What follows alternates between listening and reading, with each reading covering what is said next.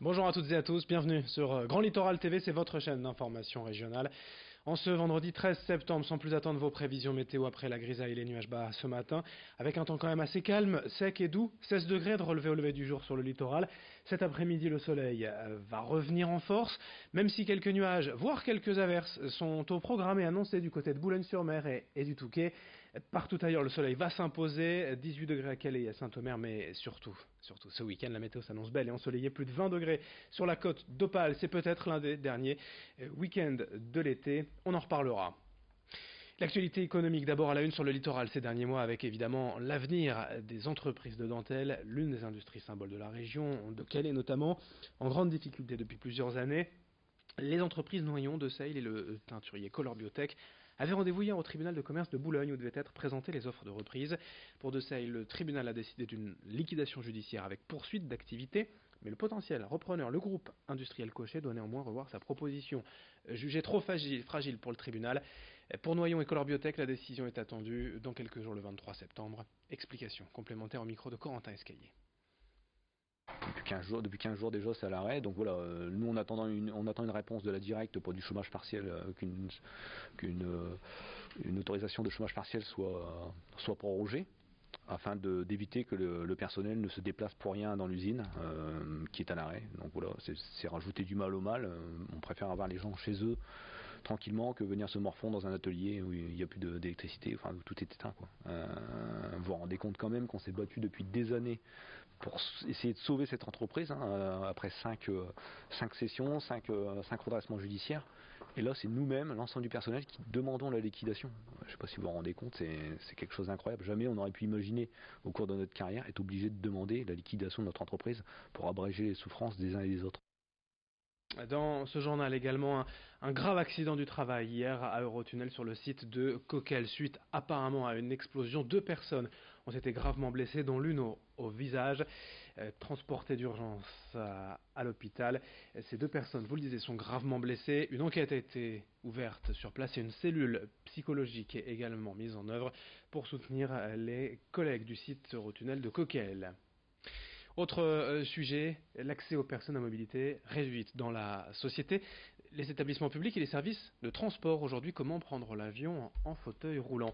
À l'aéroport régional de Lille, tout presque est mis en place, des moyens techniques et humains à disposition pour aider les personnes à mobilité réduite. Et une nouveauté d'ailleurs cette année, une Fast Lane PMR, c'est-à-dire un circuit prioritaire pour accélérer les contrôles de sécurité. L'an dernier, près de 15 000 personnes à mobilité réduite ont voyagé à l'aéroport régional de Lille. On va faire un point avec l'un des personnels responsables d'ailleurs de ces voyageurs PMR au micro de Rémi Desremaux.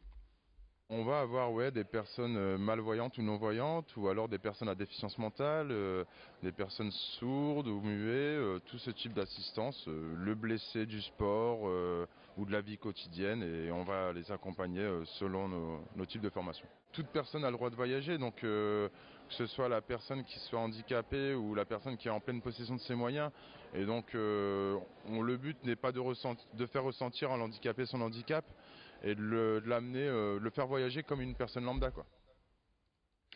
On enchaîne avec toute autre chose. Du football aussi dans l'actualité. Hier, nous vous parlions de l'USBCO en déplacement au Puy-en-Velay ce soir en national. Voici aujourd'hui l'USLD qui joue ce soir à domicile donc contre Ajaccio après une belle série de 5 victoires en 5 matchs pour débuter la saison. Dunkerque est tombé le week-end dernier contre Bourg-Péronne mais reste toutefois premier du championnat. Ce soir, les Maritimes espèrent rebondir contre l'équipe corse, actuellement 13e du classement. Le coach Claude Robin et son staff devront en revanche faire sans plusieurs blessés de longue durée et sans Demba Thiam, de nouveau forfait pour cette rencontre. On écoute l'entraîneur Claude Robin, hier au micro de Corentin Escaillé. Contre Ajaccio, encore une fois, je me répète, une équipe qui est en ce moment en confiance, qui a beaucoup d'armes offensives, qui joue un jeu de contre et qui est capable aussi d'alterner contre et puis aussi de parfois maîtriser la balle. Donc je pense que ça sera une équipe, encore une fois, où on pourra se jauger et surtout après un revers au niveau de la comptabilité. Et je vous propose aussi l'un des joueurs, l'un des attaquants dunkerquois.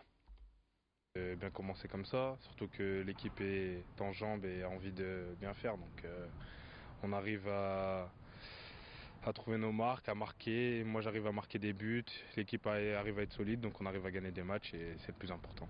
On s'attend à un match dur parce que c'est une équipe solide. On sait que c'est les Corses, ils ont la réputation d'être solides, d'avoir du caractère, donc ça va être à nous de répondre présent et d'essayer de mettre le match à notre compte.